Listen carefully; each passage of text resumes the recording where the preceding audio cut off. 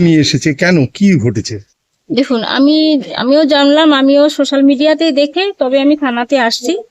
তো মানে আমি বাড়িতে ছিলাম না, বা আমি সোশ্যাল মিডিয়ায় দেখে আমি আইসি সাহেবকে ফোন করে তারপরে আমি এখানে আসছি, তারপরে আপনাদের সঙ্গে দেখা হচ্ছে। আমি বিষয়টা এখন আমার জানা নেই।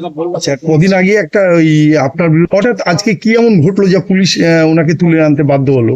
ওইটার বিষয়ে আমি আইসি সাহেবের সঙ্গে কথা বলবো, মানে বিষয়টা আমি এখন পর্যন্ত জানি না বা আমার অজানা আছে। দেখা যাক, ওনার সঙ্গে কথা বলে আমি জানতে পারবো বিষয়টা আসলে কি, মানে কি কারণে ওনাকে নিয়ে আসা হয়েছে থানায়। আসলে বাইরে কয়েক এই বিষয়টা পুরোপুরি সত্য না। এর আগেও শুনেছেন আপনারা, সংবাদ মাধ্যমে দিয়েছিল যে এরকম সভাপতির হাজবেন্ডের অ্যাকাউন্টে টাকা ঢোকে। এটা বিডিও সাহেব, আমাদের দমকল বিডিও সাহেব ওর অ্যাকাউন্ট পুরো বন্ধও করে দিয়েছেন উনি। এটা জানা, এটা এই অবধি জানি, কিন্তু এই যে আজকে শুনছি 3টে অ্যাকাউন্টে ঢোকে, এটা একদম ভিত্তিহীন। মানে লক্ষ্যের ভান্ডারের টাকা ঢুকতো?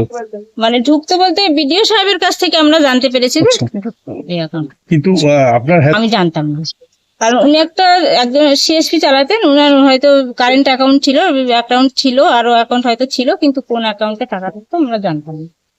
আচ্ছা, আপনার নাম পরিচয়? আমি শাহানা বিশ্বাস, ডোমকল পঞ্চায়েত সমিতির সভাপতি। ধন্যবাদ।